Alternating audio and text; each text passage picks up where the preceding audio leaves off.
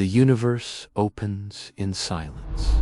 A vast sea of stars hangs in an ocean of black, each one burning, collapsing, and dying on timescales too immense for human reckoning. From a distance, it feels eternal, unchanging. Yet hidden within this stillness lie fractures, places where the laws of reality itself dissolve at the heart of collapsed stars. Singularities are said to dwell. They are shadows at the edge of science, points where equations break, where time is torn into something unrecognizable. Astronomers tell their story in familiar terms. A massive star exhausts its fuel, its light extinguishes, and its weight collapses inward. Gravity folds upon itself, crushing all matter into an unreachable center. From death, a singularity is born, veiled by the horizon of a black hole. This is the safe version of the story, a narrative where infinities are locked away, hidden from the universe by nature's curtain. Yet, what if that curtain were torn? What if a singularity appeared without the death of a star, raw and unbound, exposed to the cosmos? Such a thought shatters certainty, for the universe seems to obey rules. Matter collapses, stars burn, gravity crushes. But what if those rules are not enough? What if reality itself spawns singularities, not from endings, but from nothing? Would such objects drift unnoticed among galaxies? Would they twist time in naked exposure, their influence unshielded? Or are they already here, ancient wounds in spacetime, rewriting the very fabric of existence in silence? The question lingers. Is the universe hiding singularities that were never born from stars? Singularities that challenge not only physics, but the meaning of reality itself. Chapter 1: The Classical Birth of a Singularity. In the quiet architecture of the cosmos, stars are the builders of structure and the keepers of light. They forge the elements in their cores, release energy across millions or billions of years, and illuminate the dark corridors of interstellar space. Yet even the brightest of them carry a shadow written into their destiny. For the most massive stars, the story does not end in gentle fading, but in collapse so complete that the fabric of space and time itself is torn. This is the classical birth of a singularity, a place where matter, energy, and even the equations that describe them break down into an abyss of infinite curvature. The final days of giant say stars' life is a balance between two opposing forces, gravity pulling inward and fusion pushing outward. In their prime, stars burn with stability. Their nuclear furnaces convert hydrogen into helium, releasing vast amounts of radiation that push against collapse. But for the heaviest stars, those more than about 20 times the mass of the Sun, this balance is only temporary. As their fuel runs dry, fusion slows. The outward pressure weakens. Gravity, patient and relentless, gains control. The core contracts, temperatures rise, and heavier elements ignite in rapid succession. Carbon, neon, oxygen, silicon, each burns in a flash compared to hydrogen's long age. In just a few million years, a massive star's core has raced through its final stages of fusion, building up to iron, the element that signals a dead end. Iron resists the alchemy of fusion. Instead of releasing energy, it consumes it. When the core fills with iron, the star has no more defenses. Within seconds, its center implodes under its own enormous weight. The collapse is violent. The outer layers crash inward, then rebound. In a titanic explosion, a supernova. For a moment, the dying star outshines entire galaxies, scattering elements into the cosmos, seeding worlds yet unborn. But while the universe celebrates this burst of creation, something more secretive forms in the ashes of the core. If the mass is sufficient, greater than about 3 times the Sun's, the collapse does not stop at neutron matter. It presses beyond all known states, beyond quarks and gluons, until gravity compresses everything into an unknowable point. The singularity is born. Einstein's shadow, long before humanity witnessed the violence of supernova. Albert Einstein's equations had whispered of such possibilities. In 1915, the theory of general relativity reshaped the understanding of gravity. No longer seen as a force between masses, gravity became the curvature of spacetime itself. Matter tells space how to curve, and space tells matter how to move. Within these equations lay strange solutions.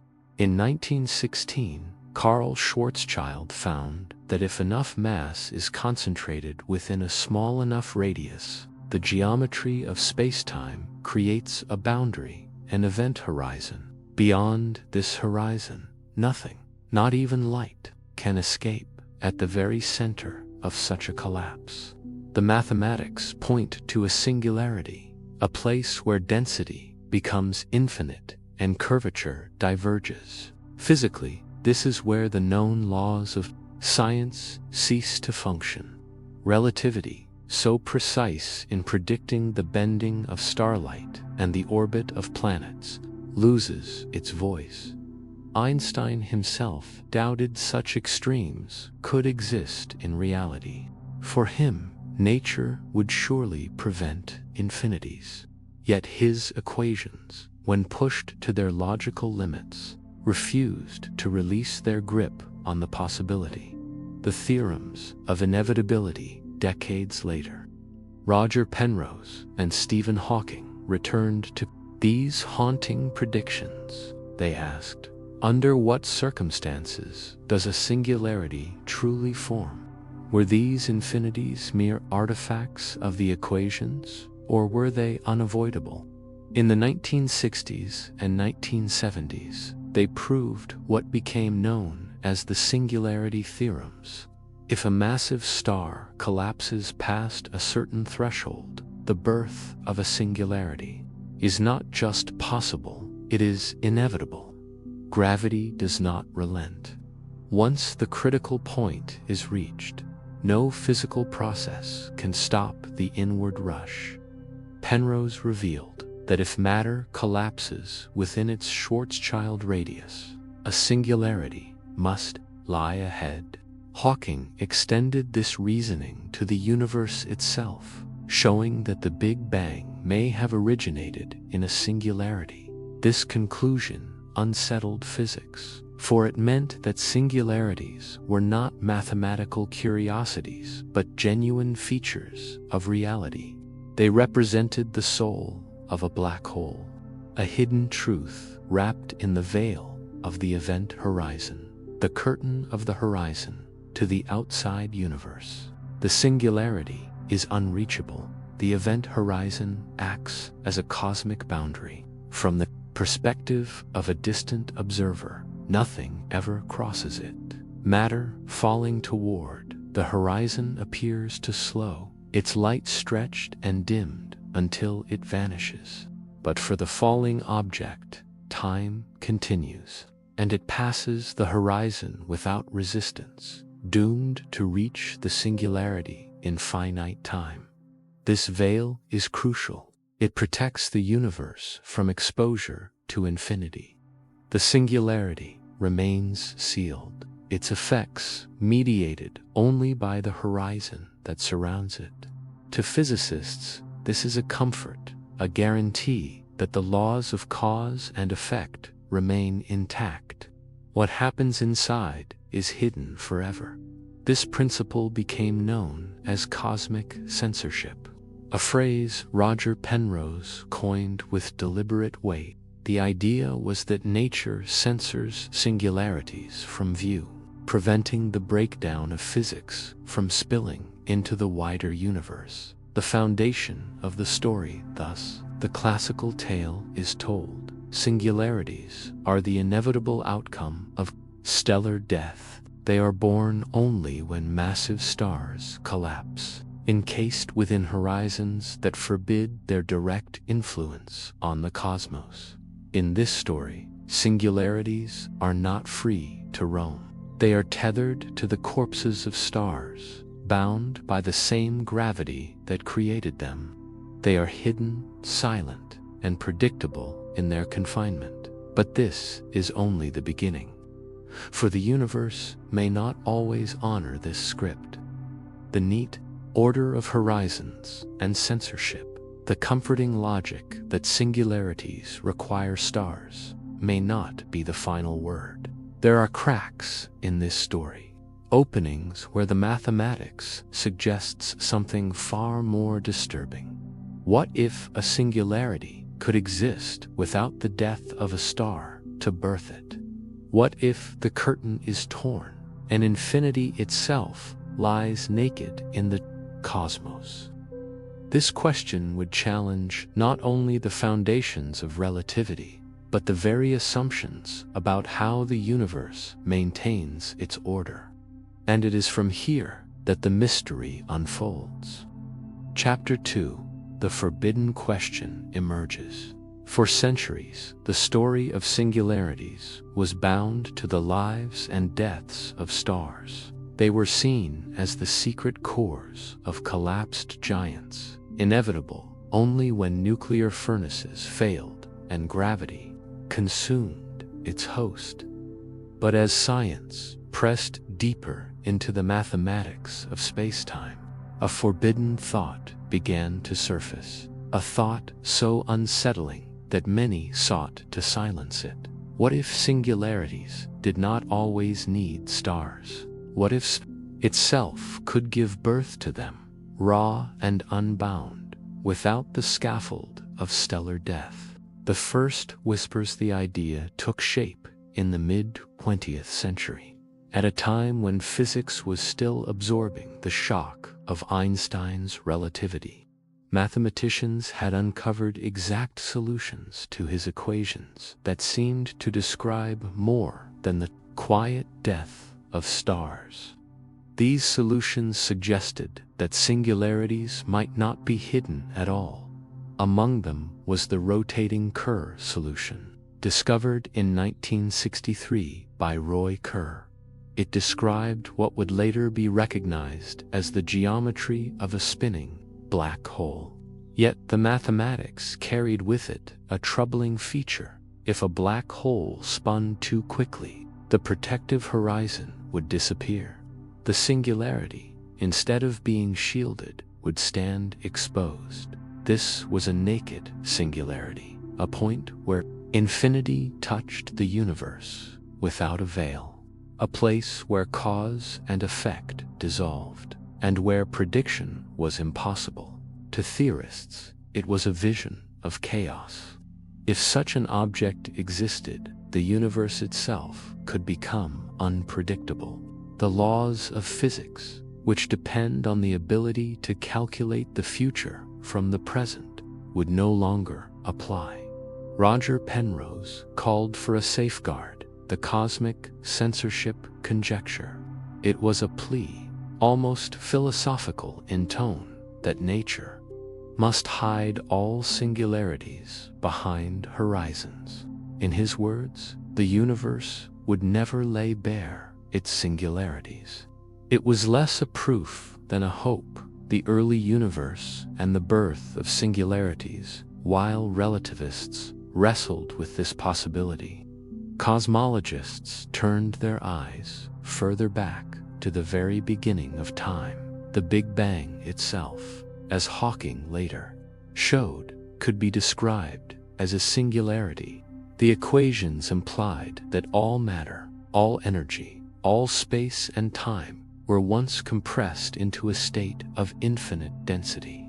In this view, the universe was born from a singularity, not as the end point of collapse, but as the origin of everything. If the universe itself could begin this way, could smaller fragments of spacetime form in a similar manner? In the 1960s and 70s, Yakov Zeldovich in the Soviet Union and Stephen Hawking in Cambridge began to examine this question. But from the wild turbulence of the early universe. Quantum fluctuations in a firestorm, the young cosmos was a furnace. Less than a second after the Big Bang, it was a dense plasma of radiation and particles, hotter than anything we can reproduce on Earth. Quantum fluctuations, tiny variations in density, rippled through this sea of energy. Most of these fluctuations were stretched by cosmic inflation, seeding the clumps of matter that would one day form galaxies. Gravity could overwhelm the expansion of space, collapsing that patch into a singularity. These primordial black holes would not require stars. They would be born directly from the fabric of space-time itself, forged in the first heartbeat of creation. Their sizes could range wildly. Some might be microscopic, with the mass of a mountain compressed into a particle smaller than an atom. Others might be far larger, rivaling or even exceeding the mass of stars. Their population would depend on the fine balance of density and expansion in those earliest instants. And if they formed, they might still be here. The forbidden reality, this speculation, unsettled cosmology, for it implied that the universe might be filled with ancient singularities, drifting invisibly through space. Unlike stellar black holes, which can be traced to supernova remnants, these would have no origin story tied to light. They would carry no warning. Worse still was the other possibility: naked singularities, predicted by certain solutions to Einstein's equations.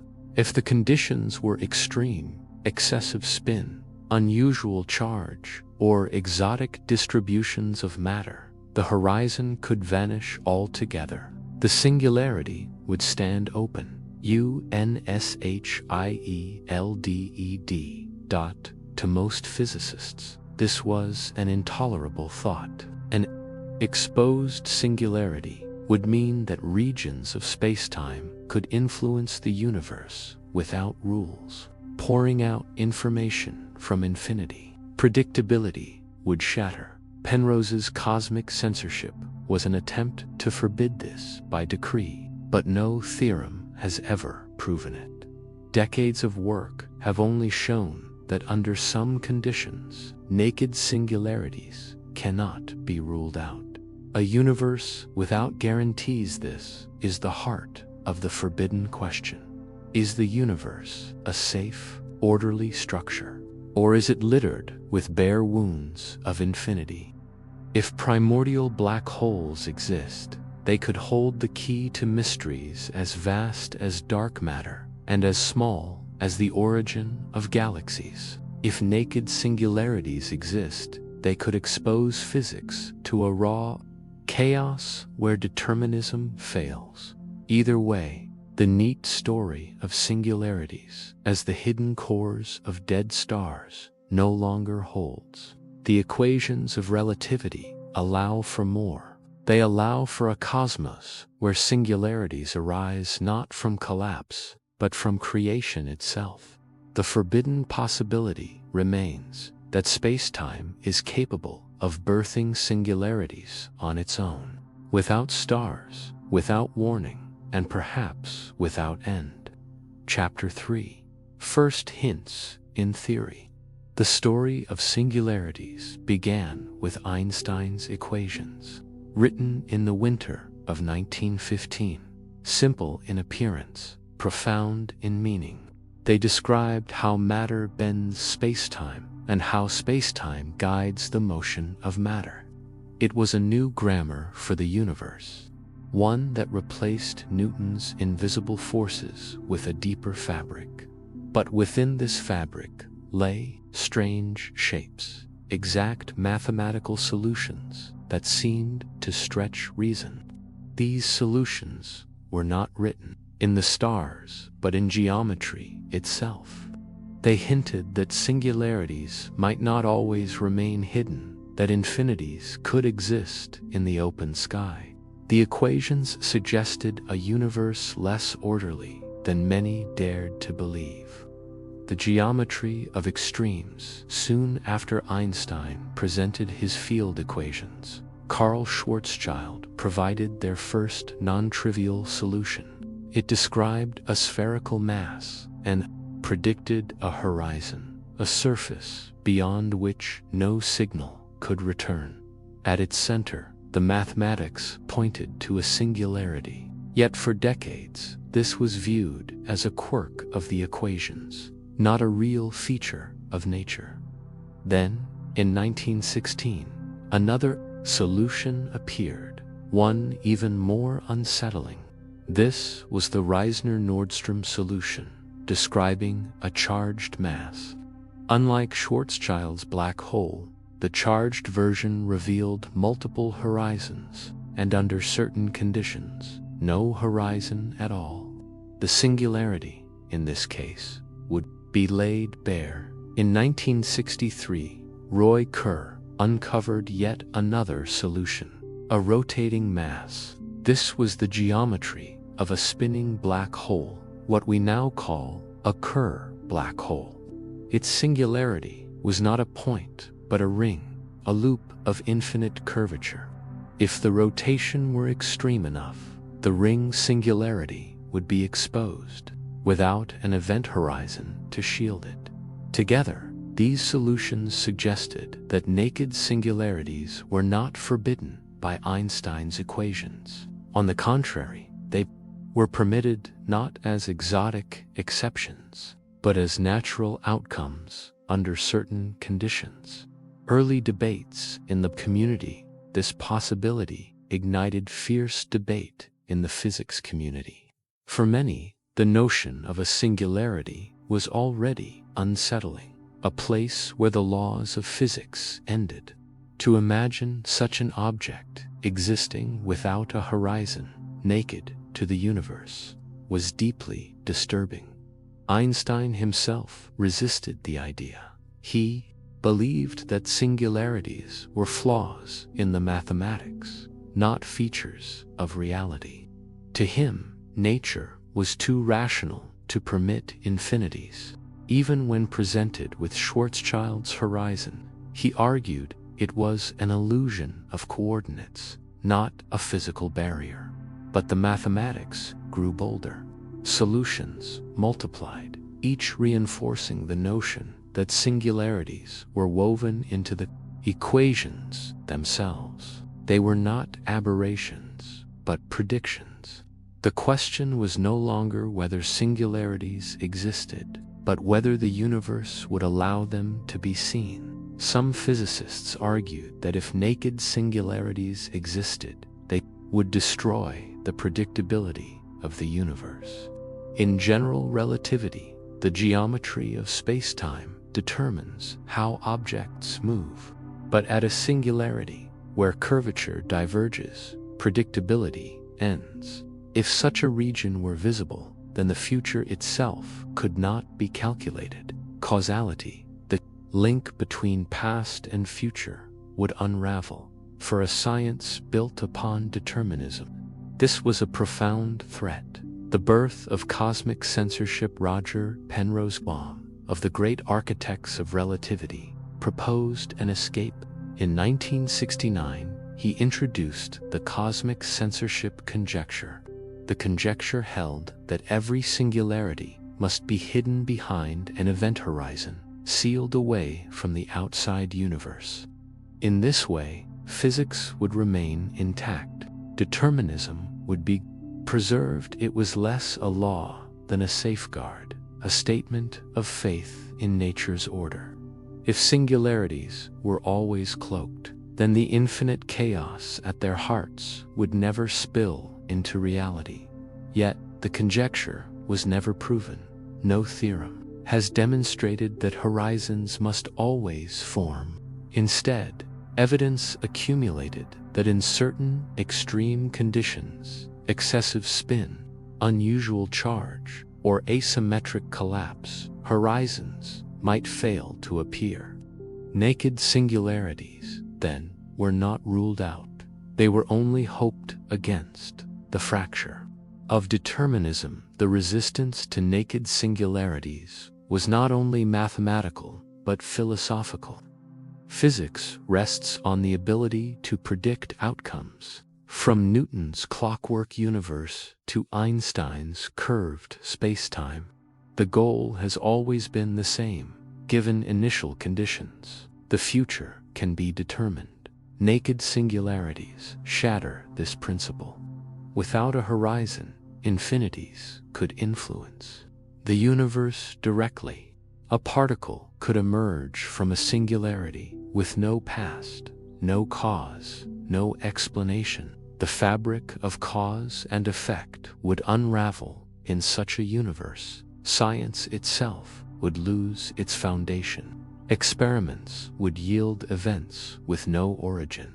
The cosmos would become a place where anything might emerge, unbound by rules. This was why most physicists resisted.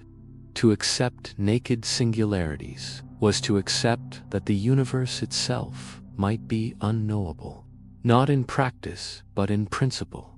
The unsettling possibility, and yet the mathematics could not be ignored. The field equations do not forbid naked singularities. They allow them under conditions that are not unthinkable but entirely possible. The equations hint that horizons may fail, that infinity may stand exposed. This is the unsettling possibility. The universe itself may not forbid such births. Singularities may exist not only as the hidden hearts of black holes, but as raw fractures in spacetime, open to the cosmos. If so, then cosmic censorship is not a law, but a fragile hope. The curtain may not always fall. The universe may be littered with singularities that are not hidden but revealed. And if so, physics, as we know it, may already be living on borrowed certainty. Chapter 4: Scientific Shock. The mathematics had spoken, and the message was clear. Under certain conditions, the universe did not forbid singularities from standing bare. No horizon, no curtain, no protective boundary, just infinity, laid open to the cosmos. For scientists, this possibility struck with the force of a cosmic tremor. It was not only an intellectual disturbance, but a profound existential unease. If such objects existed, they would not simply be strange. They would be destabilizing. They would threaten the very order upon which science rests. The collapse of causality in relativity. The geometry of spacetime is everything. It dictates how particles move, how light travels, how time itself flows. At a singularity, this geometry diverges. The equations no longer yield a meaningful answer. Hidden within a horizon, this breakdown is tolerable. The singularity influences nothing beyond its veil. But if the horizon disappears, infinity is unleashed. In such a universe, causality, the chain linking past to future, dissolves. A photon might appear from nowhere, emerging from a singularity with no history. A particle's trajectory might change, not because of forces, but because space-time itself has fractured. To physicists, this was not just strange, it was catastrophic. The ability to predict, to calculate, to know all of it, depended on causality. If naked singularities existed, then the universe itself might become unpredictable in principle, not merely in practice. A singularity without a even more disturbing was the idea of a singularity not tied to the death of a star. A black hole at least carries a story. The life of a giant sun, its collapse, its remnants hidden within a horizon. It is an ending, however violent, that fits within the arc of cosmic evolution. But a naked singularity, or a primordial one born in the early universe, carries no such narrative. It is not the conclusion of a stellar life, but a fracture with no origin, a wound in spacetime with no cause. Such an object is not merely strange, it is alien. It floats outside the story of stars and galaxies, an anomaly that refuses to be explained by ordinary physics. It is not a death, but something more unsettling, an existence without reason, the guardrails of reality for generations. Physicists believed that the universe was safe, not safe from destruction or chaos, but safe. In its laws, every event had a cause. Every trajectory could be calculated. There were boundaries that kept infinity at bay. Singularities already tested this belief. They represented points where the equations failed. Yet so long as horizons surrounded them, the failures were hidden. The guardrails held, but the idea of a naked singularity stripped away that comfort. If the horizon could fail, then the guardrails were illusions. The universe might not be governed by rules at all. The foundations of determinism, the principle that the past defines the future, could collapse. This was why Penrose's cosmic censorship carried such weight. It was more than mathematics. It was an attempt to preserve sanity in a universe that threatened to reveal its chaos. Hawking's desperate hope. Stephen Hawking understood the danger. If singularities could be exposed, then predictability itself was at risk. In lectures and writings, he echoed Penrose's sentiment. Nature abhors a naked singularity. It was not a statement of fact, but a declaration of faith. Hawking hoped that deeper laws, perhaps quantum in nature, would always conspire to hide singularities. That no matter how exotic the conditions, no matter how extreme the spin or charge, a horizon would form. But faith is not proof. Despite decades of research, no general theorem has confirmed cosmic censorship. Counterexamples appeared in simulations and in certain mathematical models, each one gnawing at the hope that horizons were inevitable. The possibility remained. Naked singularities were not forbidden. A universe on shifting ground. The thought grew heavier as the 20th century gave way to the 21st. Gravitational wave observatories began to listen to the collisions of black holes. Telescopes pushed to the edge of horizons themselves. With each advance came the risk, or the promise, that one day an observation might reveal an object that defied the rules. What if a gravitational wave carried the signature of a collision with no horizon? What if a flash of radiation betrayed the influence of a singularity laid bare? The unease deepened, for if such evidence were ever found, it would not simply expand physics, it would destabilize it. The equations that had guided science for over a century would no longer be enough. The terrifying beauty of infinity. There is a strange duality in the thought of a naked singularity.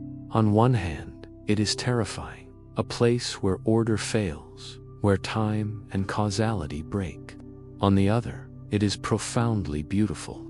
To glimpse such an object would be to glimpse infinity itself, not hidden behind a veil, but exposed to the universe. It would mean that reality is not bound by the safety of horizons, that the cosmos does not protect us from its extremes, that the universe is wilder, freer, and more unpredictable than human thought has ever dared to imagine. The growing unease mathematics never silenced the possibility. Simulations never erased the risk, and philosophy never softened the blow. If naked singularities exist, then physics itself may be unstable. The laws that seem so permanent may be contingent, fragile, vulnerable to collapse. The scientific unease grows not from superstition, but from reason. For the equations themselves, written in the hand of Einstein, admit this possibility. The universe may not protect us from its infinities. It may, at any moment, reveal them. This was the shock.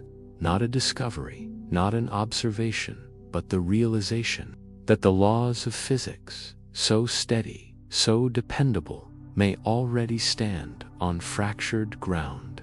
Chapter 5. The Search for Primordial Black Holes. The story of singularities begins not in the death of stars, but in the birth of time itself. Long before galaxies coalesced, before light scattered freely through the expanding cosmos, the universe was a furnace, a storm of heat and density so immense that the laws of physics trembled at their own limits. In those first instants, after the Big Bang, the cosmos was not a quiet expanse, but a boiling plasma, a seething ocean of quarks, leptons, and photons, each colliding at unimaginable energies. The universe was less than a heartbeat old, yet already chaos reigned in its microscopic depths. It was here, in this turbulent beginning, that a forbidden possibility emerged. Singularities, not born of dying stars, but of the universe itself. Fluctuations. In the fire, the early universe was not perfectly smooth. Tiny quantum fluctuations rippled across its fabric, differences in density no larger than the seeds of probability itself. Inflation, the rapid and exponential expansion that followed the Big Bang, stretched these fluctuations across cosmic scales. Most would grow into the scaffolding of the cosmos, shaping where galaxies would cluster and where voids would stretch. But if a fluctuation was too large, too sharp, the outcome could be more violent. Instead of becoming the seed of a star or galaxy, a pocket of density could collapse directly under its own gravity. No fusion, no stellar life, no horizon, born from a corpse. Instead, a singularity, raw, primordial, unchained. These are the primordial black holes, a spectrum of extremes unlike their stellar counterparts. Primordial black holes need no progenitors. Their masses depend only on the scale of the fluctuation that gave them birth. Some could be as small as an atom, yet carry the mass of a mountain. Others could be as heavy as entire stars, or larger still, rivaling the hearts of galaxies. The spectrum is vast. Some may have evaporated quickly through Hawking radiation, vanishing almost as soon as they appeared. Others, heavier and more stable, might still persist, drifting silently across the cosmos, older than any star. Each would be a singularity without a story of death, an object born not of collapse but of creation. Starless singularities, the concept, was radical.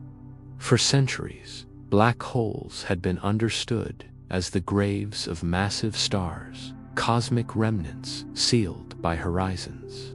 To suggest that they could form without stars, without any precursor, was to suggest that space-time itself could fracture spontaneously.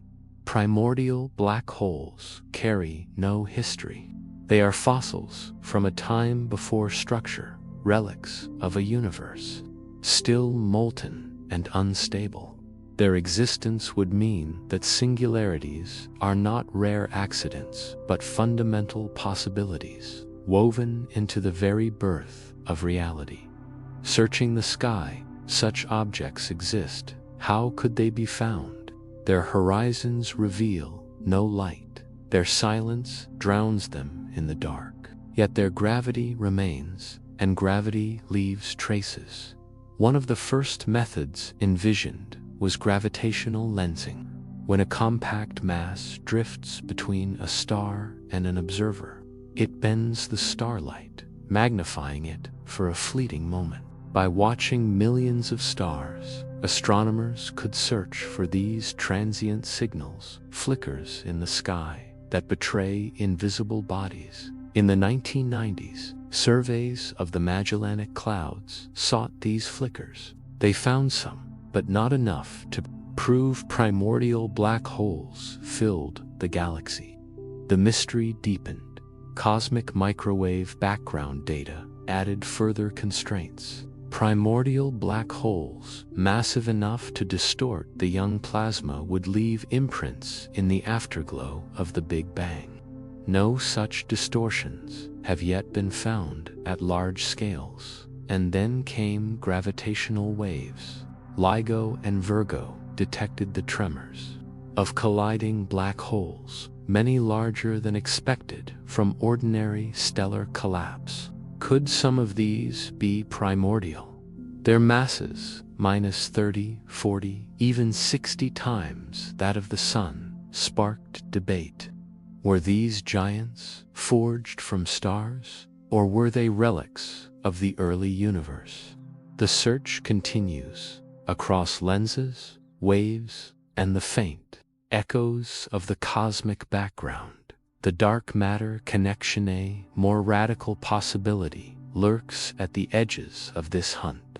For decades, dark matter has haunted astronomy, the invisible substance that outweighs all visible stars and galaxies combined. Its nature remains unknown, its presence inferred only through gravity. Some physicists have proposed that primordial black holes could be dark matter itself, not particles, but a population of ancient, starless singularities drifting unseen. If true, the dark scaffolding of the cosmos would not be exotic matter at all, but an ocean of black holes, each one a relic of the first second of time. The implications would be staggering. Dark matter halos, the invisible skeletons of galaxies, would be built from countless primordial singularities. The universe itself would be shaped not by mysterious particles, but by the gravitational pull of ancient wounds in spacetime. The weight of possibility. The evidence is not yet conclusive. Observations carve away at the parameter space, ruling out some masses, leaving others uncertain. The smallest primordial black holes may have long since evaporated. The heaviest may be rare, yet the window remains open, narrow but tantalizing. The idea persists because it is not only possible, but hauntingly natural. If the early universe was violent, dense, and unstable, why would it not have produced black holes? Why should singularities be confined to the deaths of stars, when the cosmos itself was once dense enough to collapse everywhere at once? Primordial black holes remind science of its limits.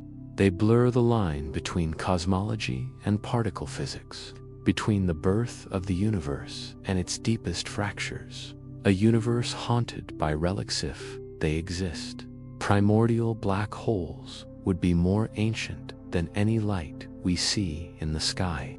They would predate galaxies, predate stars, predate even the atoms that compose life. They would be silent witnesses to the entirety of cosmic history, drifting unaged through epochs. Some might wander in intergalactic voids, others orbit within galaxies unnoticed, their presence betrayed only by their gravity. The universe could be haunted by them, an invisible population of singularities, older than time as we know it. The search continues. With every observation, with every flicker of lensing light or tremor in spacetime, the cosmos whispers its clues. Perhaps primordial black holes are out there, scattered like fossils across the void. Perhaps they are the very fabric of dark matter itself. Or perhaps they are illusions of mathematics, shadows that will fade as evidence sharpens until the answer arrives. The question remains, is the universe built not only on stars and galaxies, but on singularities born from its own birth, ancient, unbound, and eternal? Chapter 6: Escalation, the naked singularity problem. In the imagination of physics, singularities were supposed to remain hidden. They were secrets buried behind horizons, the way storms might rage unseen beyond a distant mountain ridge. Roger Penrose's cosmic censorship conjecture was a shield, a rule that said nature itself would conspire to cloak infinities from the rest of the universe. For a time, this belief kept physics safe, but mathematics does not obey comfort. Equations whispered of stranger things. They spoke of black holes not as silent spheres, but as spinning whirlpools of spacetime. Kerr's legacy in 1963. The New Zealand mathematician Roy Kerr solved Einstein's field equations for a rotating mass. His solution revealed a new kind of black hole, one that did not simply collapse inward, but swirled spacetime around it, like water caught in a drain. Kerr, black holes are elegant, their horizons flattened into oblate shapes by their spin. Within them lies not a single point-like singularity, but a ring, a circle of infinite curvature, where matter and energy are stripped of meaning. Yet Kerr's mathematics revealed something more unsettling. If the spin of such an object exceeded a certain threshold, the event horizon would vanish. Nothing would remain to hide the singularity from view. A naked singularity would be laid bare, exposed to the universe. A fragile balance. The limit is defined by the ratio of a black hole's angular momentum to its mass. Below the threshold, the horizon survives, and the singularity remains hidden. But push the spin too far, and the balance breaks. In theory, this could happen. Accretion disks, the vast whirlpools of matter that orbit black holes, can feed them angular momentum. Cosmic collisions between massive objects could spin them faster still. Even the capture of charged matter, in exotic cases, might push them beyond stability. In practice, astrophysicists debate whether nature allows such extremes. Friction, radiation, and chaotic inflows of matter may always conspire to prevent the spin from reaching the fatal point. But the mathematics does not forbid it. John Archibald Wheeler, who coined the term black hole, viewed them with unease. Kip Thorne, a pioneer of relativistic astrophysics, examined their consequences with both caution and fascination. For these physicists, the question was not only whether such objects could exist, but whether physics itself could survive them. Naked singularities would mean that predictions could fail. Determinism, the notion that the present dictates the future, would collapse. A single exposed singularity could shatter the coherence of physical law. Penrose insisted that cosmic Censorship must hold that some deeper mechanism would always shield infinities. But no proof ever closed the question. The terror of exposure. What would a naked singularity look like if it were real? Unlike a black hole, it would not be defined by silence. There would be no event horizon to block signals, no one-way curtain to keep chaos sealed inside. Unfiltered gravity would spill outward, bending light and time in unpredictable ways.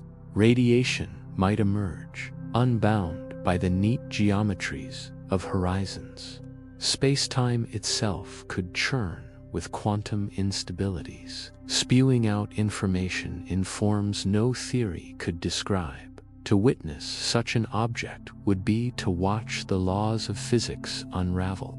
The very idea of predictability, the ability to say what tomorrow will bring from what today contains, could dissolve. It would be a fracture, not just in space-time, but in causality itself. The astrophysical threshold. Could the universe truly produce such extremes? Observations show black holes spinning at extraordinary rates. Some near the centers of galaxies rotate at speeds approaching the theoretical maximum. Their accretion disks glowing with energy released by the violence of spin. Yet whether any have crossed the limit remains unknown. The tools of astronomy may not be sharp enough to tell the difference between a horizon and its absence. A naked singularity could already be lurking in plain sight, mistaken for an ordinary black hole in the mathematics of general relativity. Both objects cast similar gravitational shadows, only in the fine details of their radiation, their chaos. Might the truth reveal itself? A universe on the edge. The naked singularity is more than a curiosity. It is a test of reality's integrity. If such an object exists, then spacetime does not protect itself. The guardrails of physics, the horizons that keep infinities hidden, may not be absolute. And if the cosmos tolerates even one exposed singularity, then the universe is stranger and more fragile than imagined. The structure of time itself could be unstable. Astronomers and theorists walk a narrow ridge between fear and fascination. The idea terrifies because it strips away order, but it also seduces because it hints at a universe that is not finished, not closed, not entirely written. Perhaps the cosmos harbors these exposed infinities in silence, hiding them within the glare of quasars or the shadows of galaxies. Perhaps one has already been seen, misclassified by the limits of understanding. Or perhaps just beyond the edge of detection, the first naked singularity waits to reveal itself, carrying with it the unraveling of certainty, the escalation, the safe narrative of stellar death. The story of singularities has grown unstable. What began as the endpoint of massive stars now threatens to become something unchained, a fracture that may be exposed, unpredictable and terrifying. The escalation is clear. The more science follows the mathematics of gravity, the more it is led toward the possibility that the universe is not obligated to hide its infinities. The naked singularity stands as a riddle at the edge of knowledge, not merely a collapse of matter, but a collapse of law itself. And if such an object exists, it may already be here, silent, unbound, and waiting for its veil to fall. Chapter 7. Tools of Modern Science. For most of history, singularities lived only in mathematics. They were abstractions drawn from equations, objects of thought rather than of sight. telescopes could not pierce the horizon of a black hole, and no human sense could touch the place where gravity collapsed into infinity. But science does not rest in blindness. With each generation, it builds new senses, new ways of listening to the cosmos. And with these senses, humanity has begun to probe the very edge of the impossible. Listening to the universe's tremors. In 2015, the silence of spacetime broke. Two black holes, spiraling into one another, a billion light-years away, collided in a fury that shook the fabric of the universe. Their final embrace sent ripples across existence, gravitational waves, faint undulations of spacetime itself. When those waves reached Earth, they were caught by LIGO, the Laser Interferometer Gravitational Wave Observatory. Twin beams of light, stretched across kilometers of vacuum, registered a distortion smaller than a fraction of a proton's width. The universe had spoken, and for the first time, humanity had heard it. Since then, LIGO, joined by Virgo in Europe, has detected dozens of collisions. Each signal carries the fingerprint of the objects involved, their masses, their spins, their violent dance toward union. Some mergers involve black holes heavier than stellar evolution predicts, stirring whispers of a primordial origin. Could gravitational waves reveal more? Could their delicate forms betray the presence of a naked singularity or some other exotic fracture in spacetime? The equations suggested. A collision involving a horizonless object might release waveforms subtly different, a rhythm out of tune with relativity's expectations. So far, no unmistakable deviation has been found, but the instruments are sharpening. The cosmos may yet send a signal that breaks the pattern, forcing physics to confront an exposed infinity. Shadows at the edge of light. While LIGO listens, other eyes attempt to see. The Event Horizon Telescope, a planet-wide array of radio dishes, acts as a single Earth-sized lens. In 2019, it revealed the first image of a black hole's shadow, the glowing ring of matter circling the supermassive giant in the galaxy, M87. It was not a direct picture of the singularity, nor even of the horizon itself, but of the shadow it carves in light. To look upon it was to glimpse the edge of the abyss. In 2022, the EHT turned its gaze upon Sagittarius A*, the black hole at the heart of the Milky Way. Again, the shadow appeared, a cosmic negative where light is swallowed whole. But shadows deceive. Could a naked singularity cast a different mark? Could the absence of a horizon reveal itself in the details of the glow, the brightness of the ring, the symmetry of its structure? Theoreticians have modeled the possibilities.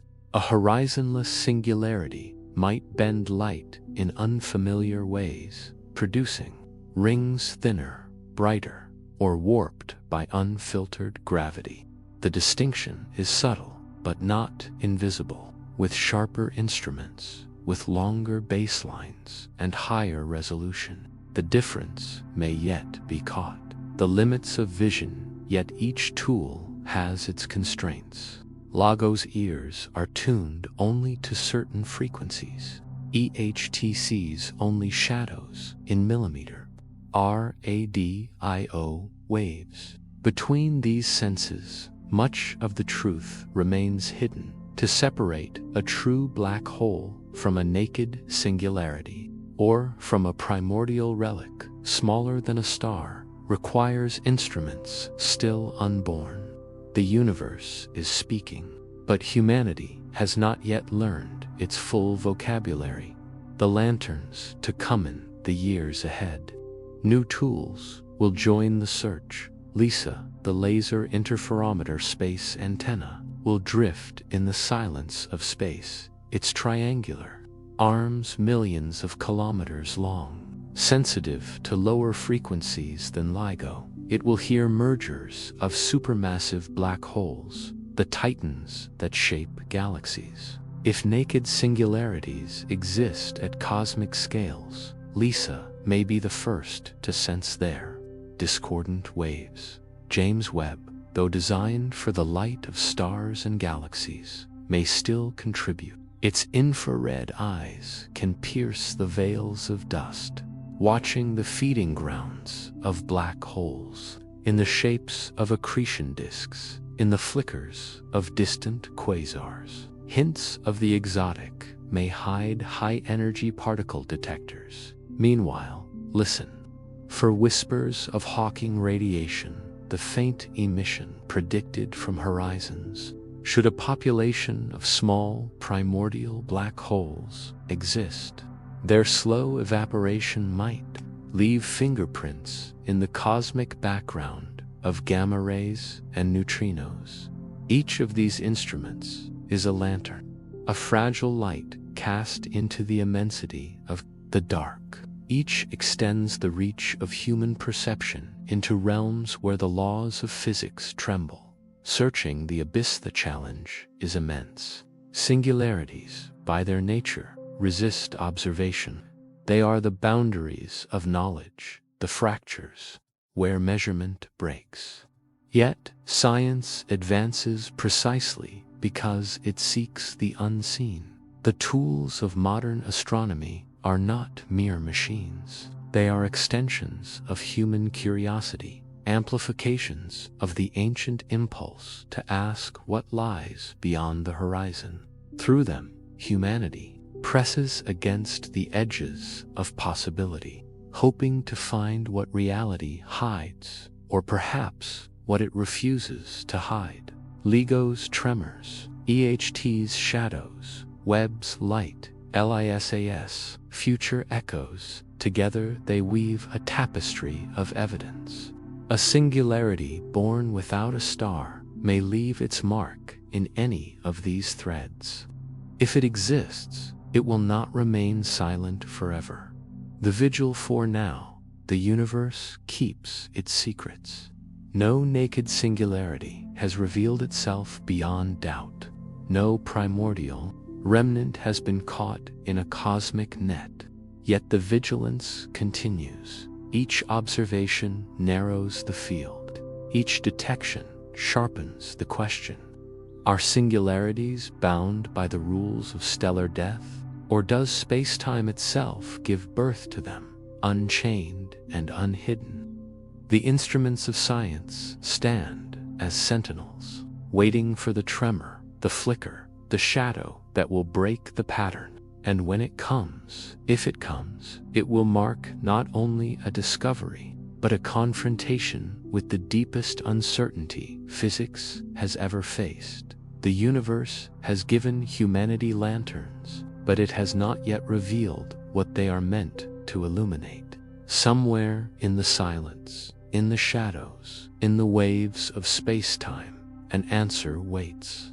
Perhaps it will confirm the safety of horizons, or perhaps it will unveil a singularity that stands bare before creation, an object that should not exist, yet doesn't. Till then, science keeps watch in the dark. Chapter 8: The Quantum Challenge. In the stillness of the cosmos, where light bends and time itself shudders, singularities remain as the most guarded enigmas of physics. They sit at the crossroads of two great pillars of human knowledge: general relativity and quantum mechanics. One describes the grand architecture of the universe, the curvature of space-time, the ballet of planets, the collapse of stars.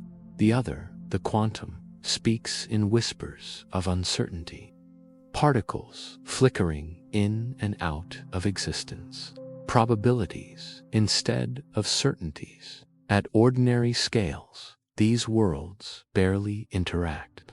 A galaxy can spin for billions of years without ever noticing the tremor of quantum indeterminacy. An electron can dance through its wave function without caring about the weight of galaxies. But at the edge of a singularity where density climbs toward infinity and space folds back upon itself, two frameworks cannot remain apart. They collide violently, demanding reconciliation. It is here that Hawking radiation first offered a bridge. In the 1970s, Stephen Hawking proposed that black holes are not eternal prisons. Quantum fields surrounding the event horizon tremble with fluctuations. Virtual particle pairs, born from the vacuum, are torn apart, one falling inward, the other escaping to infinity.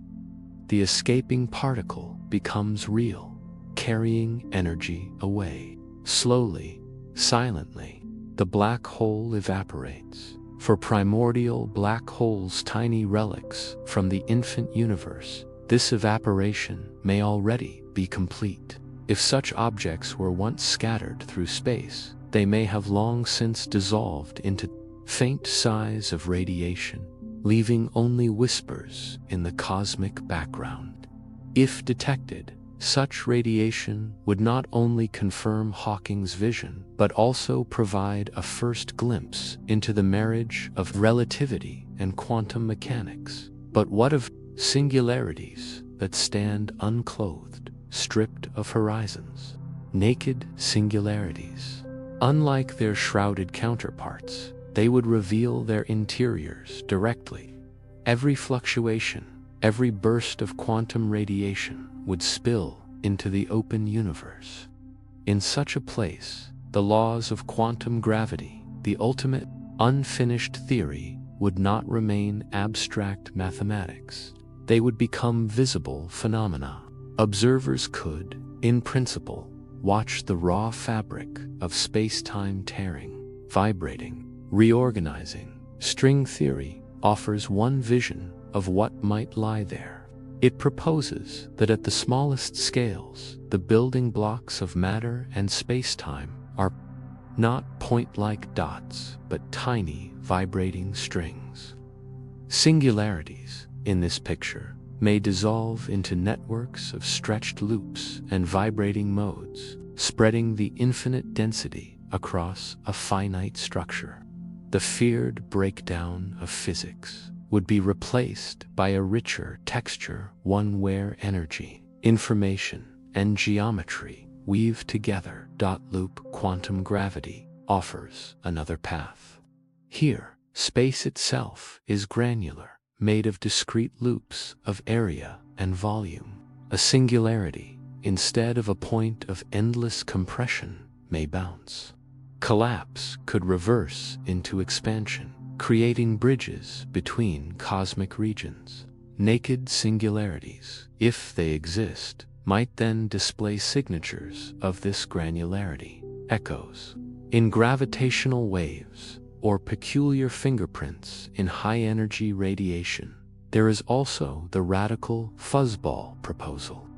In string theory's treatment of black holes, the singularity does not sit hidden at the core. Instead, the entire object is a tangled fuzz of strings and brains, with no empty interior at all. To see a naked singularity in this picture would be to witness a vast, vibrating knot of quantum fields, radiating patterns, unlike anything known, if even one naked singularity were confirmed.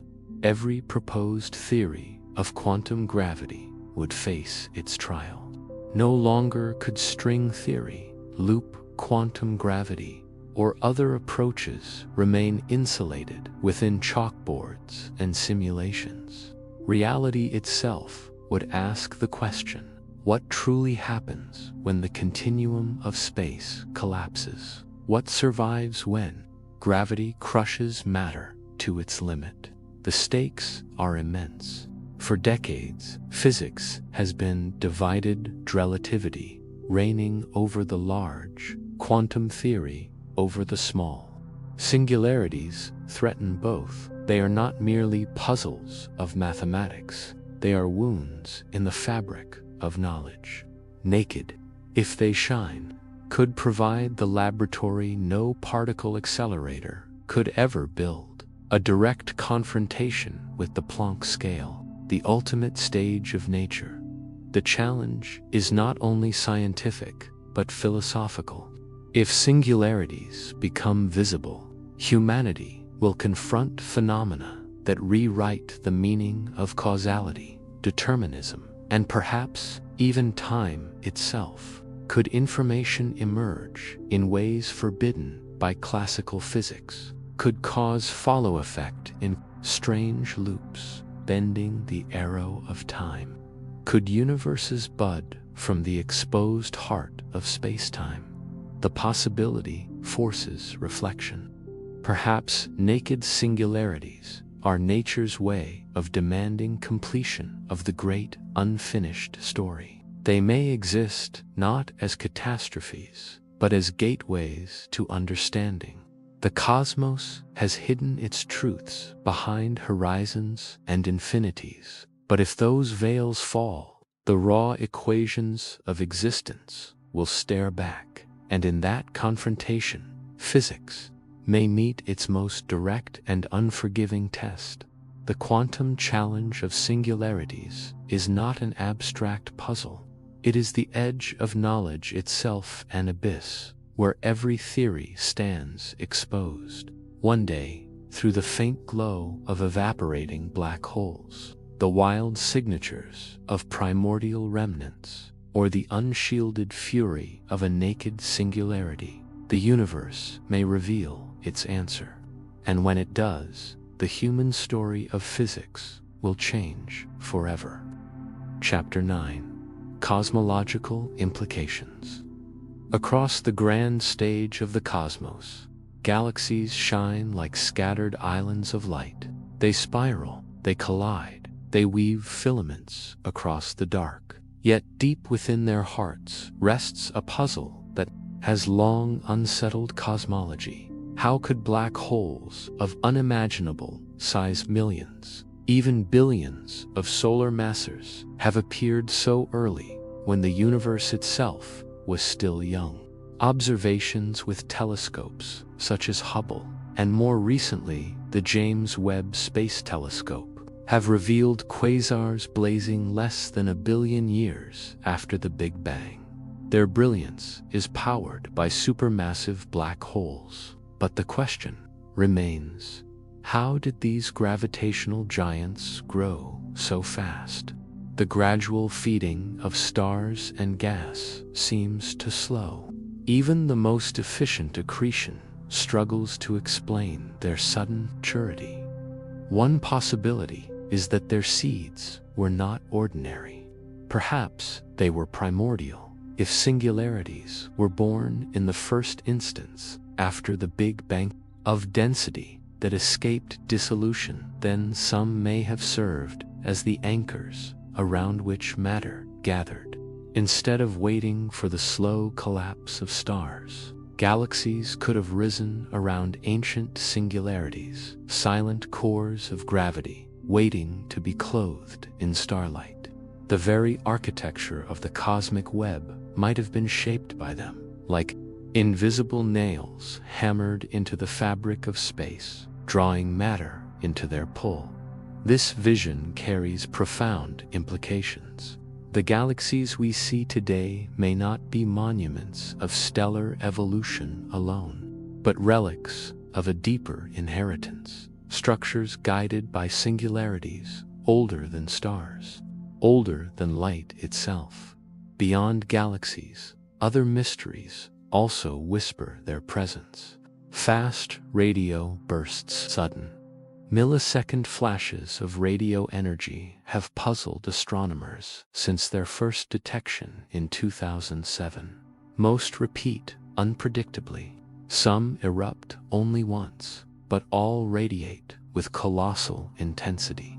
Explanations range from magnetars to cosmic strings, yet the possibility remains that singularities could play a role.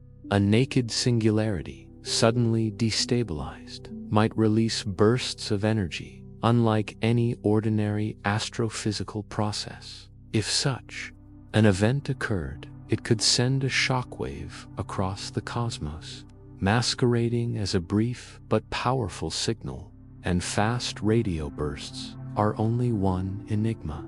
High-energy neutrinos, detected by instruments like IceBoo, gamma-ray bursts flashing across the sky, and ultra-high-energy cosmic rays striking Earth with inexplicable ferocity, all could be hints, scattered fingerprints of ancient singularities.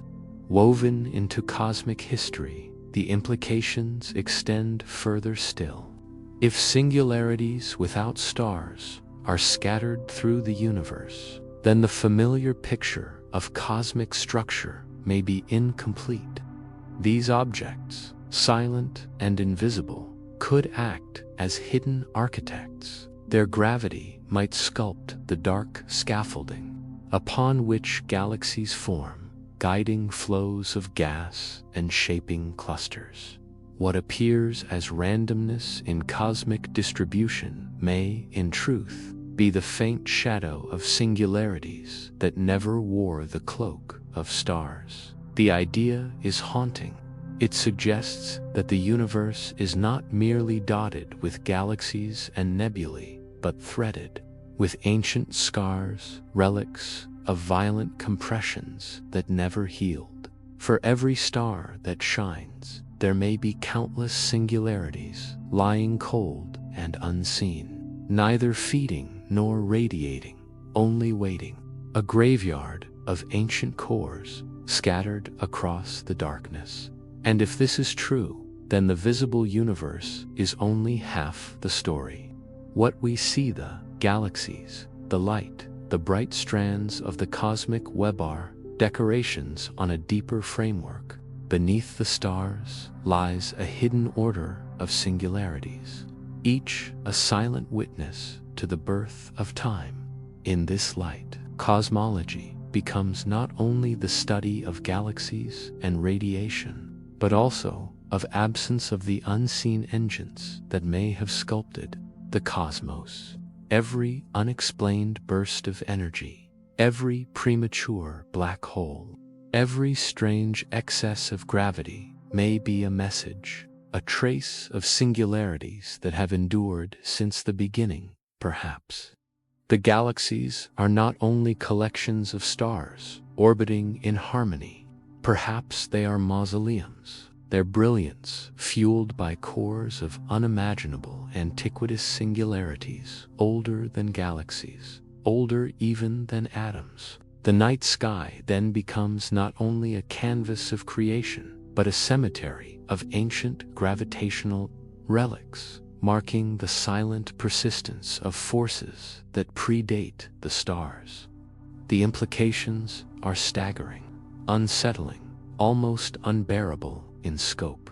For if the universe truly is a graveyard of singularities, then the story of existence is not one of simple creation, but of inheritance from seeds of darkness sown in the first fraction of a second, shaping all that followed. In the end, the question lingers. When we look into the depths of space, are we seeing galaxies, stars, and nebulae? Or are we looking into the vast memorial of singularities, silent architects of everything visible, still haunting the universe from its first breath?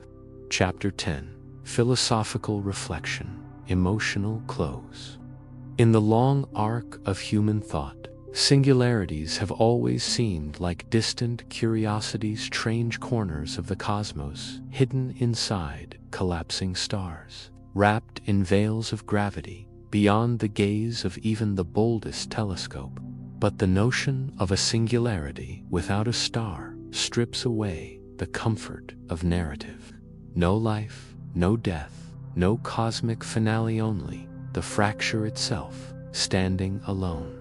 On the human scale, every object tells a story. A star is born, it shines, it dies, and its end leaves behind a remnant. Even black holes, for all their mystery, carry with them the story of the star that collapsed. But a naked singularity is different. It is an object without a history, a presence without a past. It would appear not as the grave of a giant, but as something that simply is uncaused, rupture in the tapestry of the universe. Such a vision forces a deeper question. Is the cosmos governed by law or by chaos? Einstein once dreamed of a rational universe, one in which the order of equations reflected an order in nature itself. To him, the universe was not an accident, but a structure, built upon principles so deep and so consistent that nothing in it could stand outside them. Yet naked singularities, they exist, would strike at the heart of that dream. They would reveal a cosmos where infinity is not concealed, where the rules bend until they shatter, where the very act of prediction becomes meaningless. Stephen Hawking, sensing this danger, proposed the principle of cosmic censorship. Nature, he suggested, hides all singularities behind horizons, ensuring that the universe remains comprehensible. Black holes could exist, yes, but their cores would always be veiled, safely hidden from external view. The singularities themselves would be there, but never seen, never allowed to dictate the course of causality. But censorship may fail. If singularities stand unclothed, the veil is gone. The naked core of reality would face outward, its infinities, unshielded, its paradoxes free to roam. A universe without censorship is a universe that is not entirely lawful. It is a cosmos where chaos is not just an aberration, but a foundation. What does it mean to live in such a universe? It means that the human longing for order is not mirrored by the structure of existence itself. It means that our equations, however elegant, may describe only patches of stability upon an ocean of unpredictability. It means that the universe is not only stranger than we imagine, but stranger than we can imagine. And yet, there is a certain beauty in this possibility. For if reality itself creates singularities freely without the need for stars to collapse, without the ritual of stellar death, then existence is older, more primal, more unbound than thought has dared to suggest. Singularity becomes not the end of things, but a fundamental element of what is.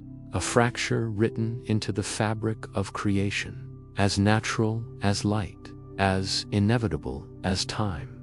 In such a view, the singularity without a star is more than an astrophysical puzzle. It becomes a mirror. It reflects the limits of human thought, the fragility of our demand for order, the narrowness of our comfort with cause and effect. It forces us to face the possibility that existence is not built for comprehension, but simply is raw, untamed, unyielding to logic. The human mind recoils from infinity, yet it cannot turn away. Infinity has always been both terror and inspiration. It is the abyss into which reason falls, and the horizon toward which imagination runs. Naked singularities embody that duality. They are the purest expression of the infinite. No veil, no narrative, no protection, only the unfiltered essence of the cosmos placed before our eyes. And so the story circles back to awe for the possibility that reality itself births singularities. Unbound two stars means that the universe is stranger than death, older than collapse and less predictable than human thought can bear. It is a place where chaos and law interlace, where infinity is not an exception but a presence, and where the deepest structures of being are beyond containment. The singularity without a star is not just a question of physics. It is not merely an object to be classified, measured, or theorized. It is a question of existence itself, whether the cosmos is ultimately knowable, or whether its essence will forever elude the reach of human understanding. And in that silence, in that unanswerable question, lies the most profound mystery of all.